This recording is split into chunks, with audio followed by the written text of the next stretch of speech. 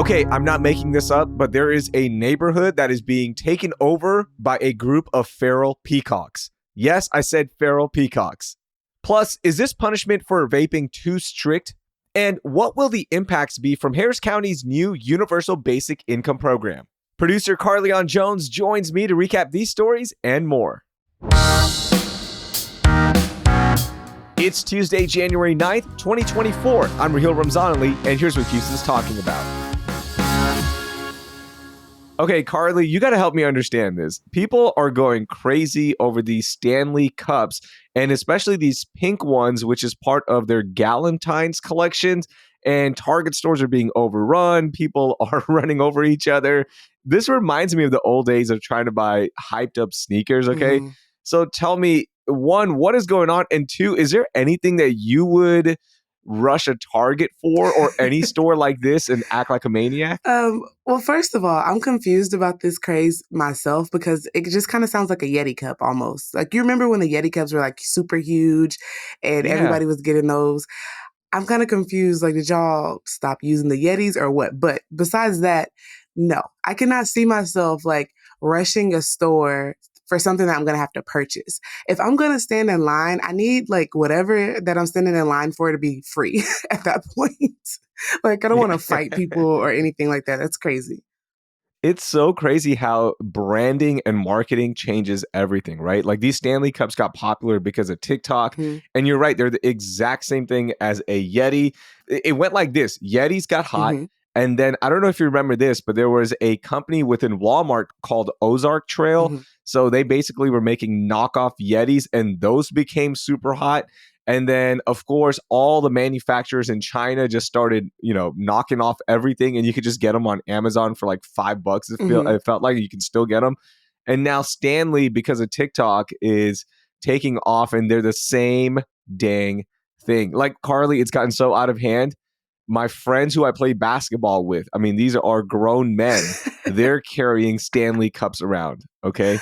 It's getting wild out here. The Rockets game the other day was giving out like Stanley Cups to nurses, and they were like personalized with like nurse logos and like Rockets logos. It was really cute. So, I mean, I love that for them. But yeah, this craze is crazy. It's like kind of like the Popeyes chicken sandwich. Like, I don't really get it. I don't know why people are going crazy. I just wait till it like dies down, and then I'll go try it out. You know what my theory is that life is so good for so many of us that we just need something to get excited about and hyped up about. So we go crazy over things that we can buy. And that's what happens. It's like life is that good because you know what? I don't have time for waiting at a Target and running people over for a cup because I'm just so busy. So there's that. Okay.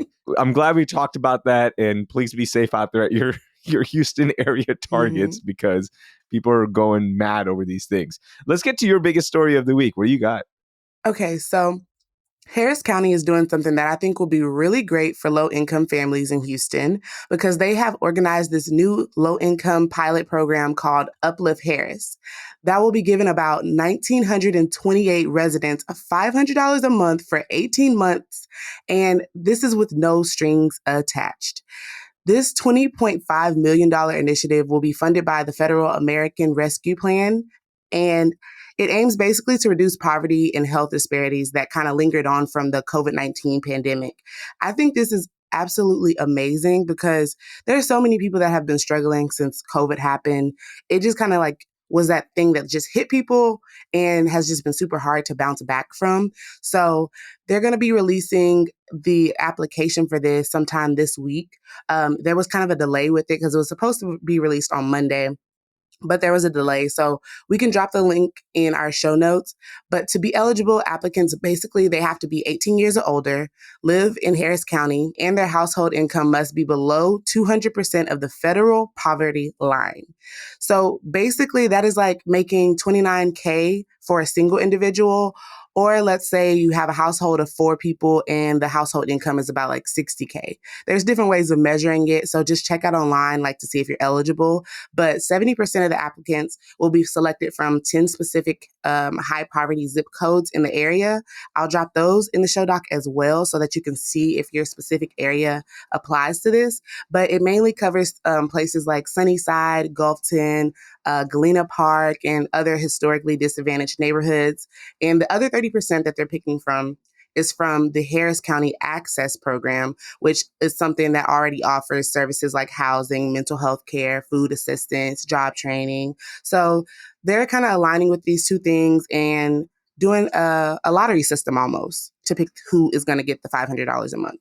Yeah, I love that they're trying out this pilot program because other cities have tried universal basic income programs. And, depending on how you feel, the research says that it does help. It is an important thing Mm-hmm. that can really not only help out the citizens, but also the city, right? So just imagine how much more productive people can be if they can afford that car, right? Exactly. And they can get to work and be part of the local economy, or that they can take care of their medical needs and then go back to work, or whatever it is, right? Mm-hmm.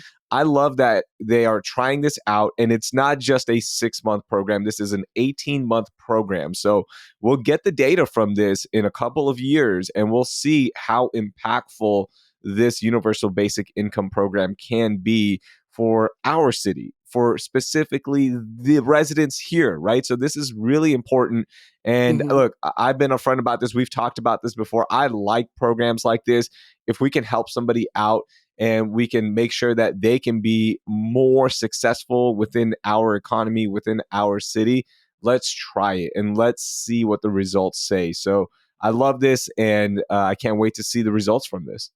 Yeah, like something that was mentioned in the Houston Chronicle article that I read about this was that this is something that is hoping to get families kind of back together simply because, like, when you have low income, you have to kind of work more to supplement it. You have to go to work and be at work Mhm. all these long hours instead of being at home with your kids. So this is going to be something where maybe you can leave a day of work and actually spend more time with your family and everything like that. So I'm hoping that this is like an overall good thing for more people in our city. Yeah, same here. Same here. I can't wait to see the results. Okay, my biggest story, we're getting the first look at our numbers on how many students were punished under the new Texas law that was implemented to curb vaping and e-cigarette use among students in Texas schools. Mm-hmm. Now, the new state law, which is House Bill 114, requires public schools to remove any student from class who is caught with an e-cig and send them to a separate center designated for students in serious trouble. The law went into effect September 1st. More than 1,300 students were punished across the 5 biggest districts in our area. Now, the issue with this law is that the punishment removes students from schools, like I just mentioned, and that makes things kind of iffy, right? Because if you're a first-time offender, you're getting this very serious offense and you're removed from school, which I get. Like, you really want to curb e-cigarette use and all that stuff, but you kind of have to play this by ear, right? That's what's happening. A lot of principals, a lot of teachers are talking about this now, like, hey, we get it. This is a state law, but can we be a little bit more selective on this? So HISD, they are actually not going to be using this law anymore because they have that new designation as a district of innovation. So they're going to be more of a case by case situation. Mm-hmm. And I can't wait to see the results of that as well. Look, this is important, right? Like, you've got to curb the use of e-cigarettes because there's a lot of data out there suggesting how bad it is, especially for teenagers, Mm-hmm. right? And you got to be on top of this, but at the same time, does the punishment fit the crime? So this is going to be an interesting look in the next few months as well, like how districts implement this without taking kids out of school, but at the same time also fixing this issue. I mean, they just need to bring back the DARE program. Like when we were in school, we used to have to watch these scary videos that used to be like, if you use tobacco or if you use this type of drug, and then would just show all the like bad effects that it could happen. It would have people who were like hospitalized and sick because of it. I feel like they just need to show those like scared Yeah. straight videos basically at this point, because taking them out of school is not going to help anything. Taking them out of school is just going to make them fall behind, which has already been a problem in the school system. Mhm. Like that's a huge problem right now. So it's not helping them to remove them, especially if you're a one-time offender, especially if you don't even get in trouble normally. It's just a bad habit that you picked up because a lot of people are watching their families, Yeah. their parents use these e-cigarettes. I mean, they're not buying them themselves. So they can't just go walk in the store and do this. So I don't think that they should be punished this way. I think it should definitely be a case by case situation and maybe like ISS for a day or something like that. But long periods of time out of class is not going to help anything. No, it's not. And I'm thinking about that DARE program, but it's like, did it really work? Because I'm thinking about people who I went to school with, and I'm like, man, they've got some problems as well. Because, like, I get it. DARE was fun and cute. Mhm. I definitely paid attention in it, right? But I'm like, man, some of my classmates, they're going through it right now. I don't think DARE worked on them. So there is that. I do remember the one day when I was a senior in high school, the cops brought a car that was part of an accident, a DUI accident. Mm, And that scared me straight. I was like, oh my gosh, like that car wow. was mangled up. And they would like take this car around showing high school students, this is what happens when you drink and drive, guys. So, be careful out there. Don't do this. And it scared me straight. I was like, ooh, you know what I don't want to be a part of? That. Yeah. Because that looks terrible. So yeah, but how do you do that with e-cigs, right? Like that's the hard part. But Yeah. yeah, definitely something to watch out for because this law is in effect and we've had the numbers, but let's see how districts respond to how they can play this on a case by case situation. It'll be interesting to watch for sure.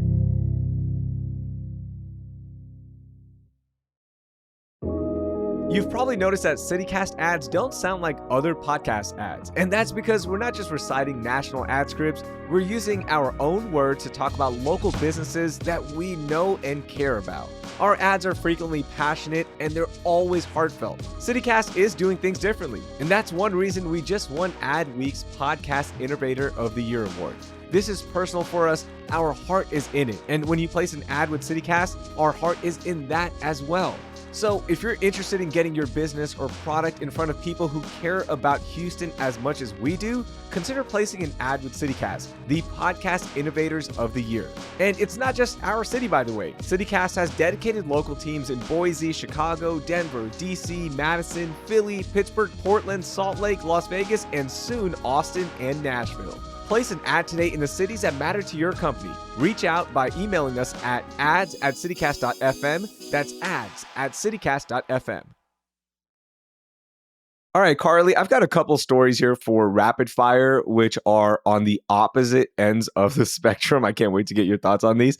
The first one, this is a great story. I'm so proud of the Houston Texans for making the playoffs after they drafted a new QB in CJ Stroud, hired a new coach after two unsuccessful coaches, D'Amico Ryans being the third coach now. And look, there was a run of bad football where nobody wanted to watch the Texans. They had lost all their fan bases, seemed like it was bad.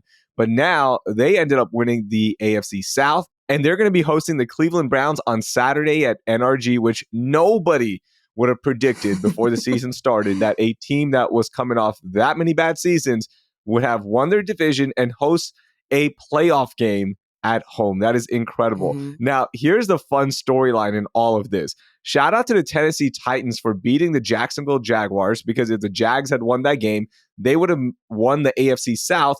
Now, the Texans would have still made the playoffs, but by beating the Jags, the Tennessee Titans helped out the Houston Texans. So I'm just going to say this, they can keep the Houston Oilers colors, okay? Because that was a great gift. That was awesome to see. So shout out to them.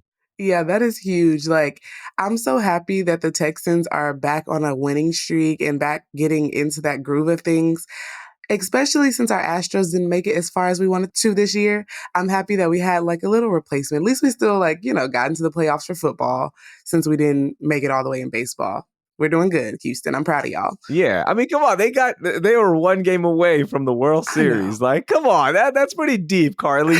You have some high expectations now. Yeah, super high. Because I mean, it's the Astros. Like, they always do big things. So it's like, at least we have another team that's like, on that rise. Hopefully the Rockets can catch up too soon because yeah. And this is such an incredible story to see a quarterback pan out like the way he's been playing, especially after the concussion.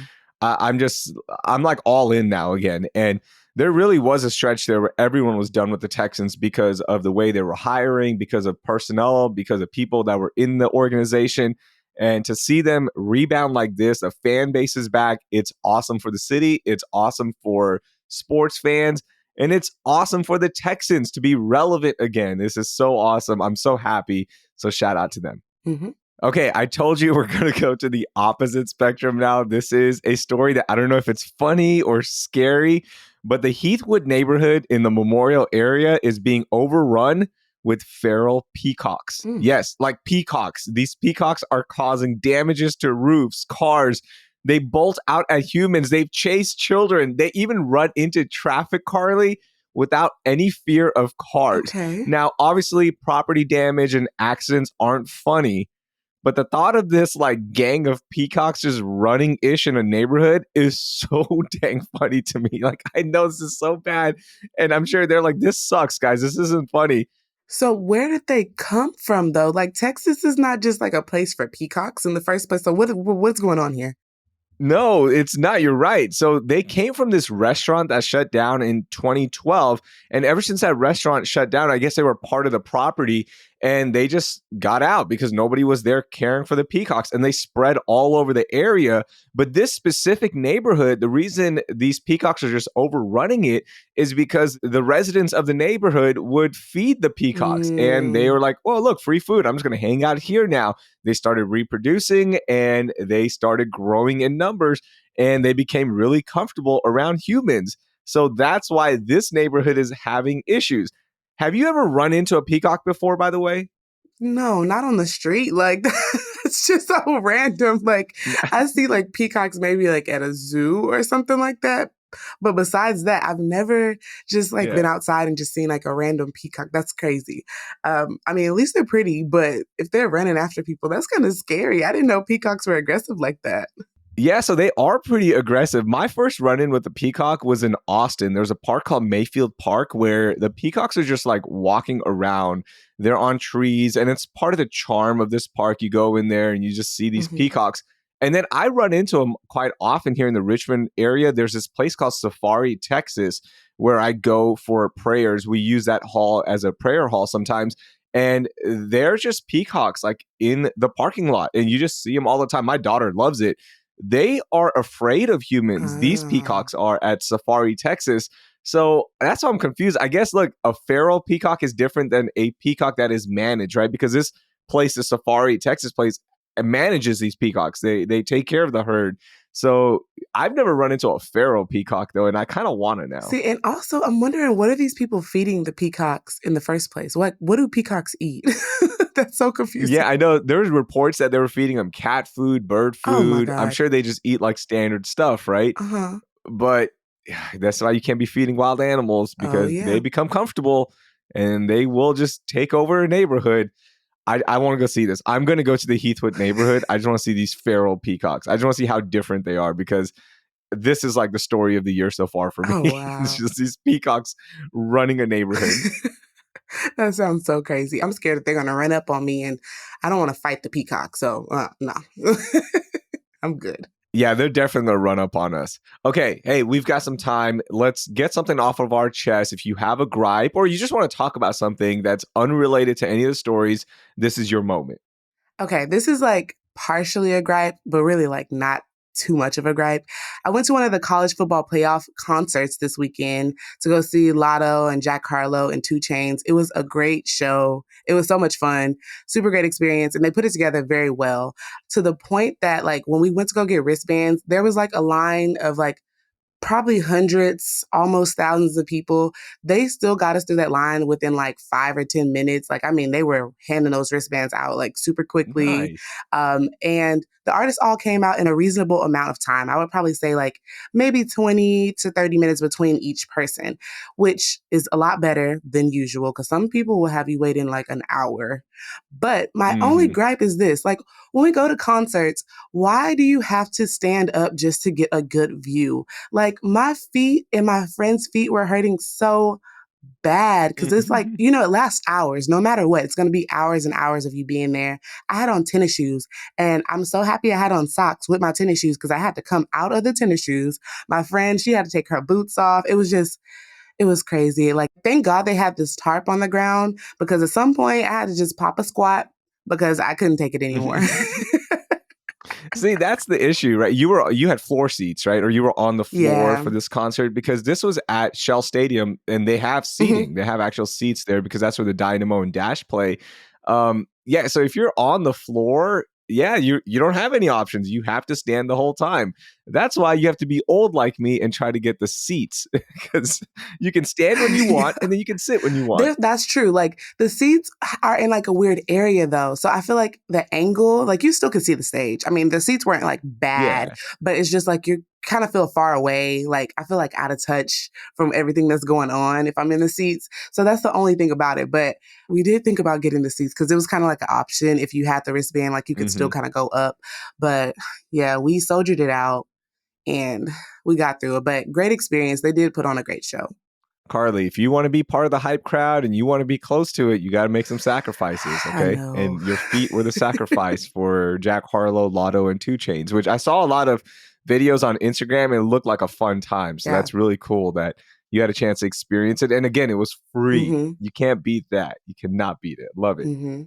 I was standing in line for like the Stanley Cups, y'all. I love free stuff, so. Okay, mine's not a gripe, but it's also about the CFP, the college football playoffs events that were here. I had a chance to go to the Taste of the Championship event on Sunday evening, and I ran into so many of our great chefs that we've had on the show. Chef Raffi from Craft Pita, Dietz Hoffman from Leaf and Grain, Abaz Zanani from Burger Bodega, and I even talked to future guests like Chef Ryan Lashane from Rial, and then James Beard award-winning chef, Chef G was there from Street to Kitchen. They're going to be joining us here hopefully soon on the podcast. They were so nice. It was so cool not only to see all of the culinary community here in the city of Houston, but talking to so many people around. I was like, yeah, I host CityCast Houston. And they're like, no way, I listened to it. Like, this is awesome to see how much the show is growing. All the chefs that I brought up, they all listen to our show. And it's so cool to get the feedback. And they're like, we love the show now. So it's awesome. I'm so excited. And I just wanted to bring this up because I like getting feedback like this, whether it be good or bad, that people are listening. And I just wanted you to hear it and the rest of our team as well, that people are listening. The show is growing. And we're just so thankful for everyone supporting this awesome show. We put it on for you guys. So the fact that people are consuming it just makes my day. Yeah, same. I love hearing that so much. And I also ran into one of our contributors this weekend, G from Bless the Belly, when I was coming out of getting my wristbands for the Lotto concert. So that was really cool to meet him in person too. So yeah, I love meeting everybody that we like get to talk to on a regular basis with our CityCast show. It's always amazing, like actually getting to see them in the community and things like that. So yes, love that. And thank you everybody that listens. And by the way, that event, the Taste of the Championship, was unbelievable. There were, so many restaurants there. I think I'm still full right now. It's Tuesday morning, and I still don't have room to eat, Carly. I ate so much. It was such a fun event. So shout out to the entire organizing committee. Y'all did a great job. Awesome. Parking was easy. Getting in and out was easy. Downtown was popping. It was so much fun. So awesome stuff by the entire city. The economic impact is going to be something to watch out for. You know, they're estimating $100 to $200 million. I saw Michigan fans everywhere. Oh my gosh, yes. Washington fans, unfortunately, everywhere as well, because our Longhorns got kicked out. So it was cool to see regardless. Carly, that was a lot of fun. Here's to a good week here on CityCast Houston. Yes, thank y'all for listening. See y'all later. Bye.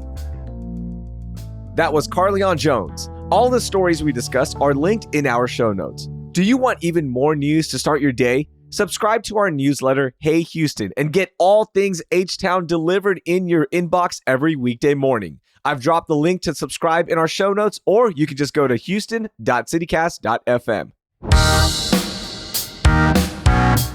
That will do it for today. Thank you for listening, and I hope you learned something new.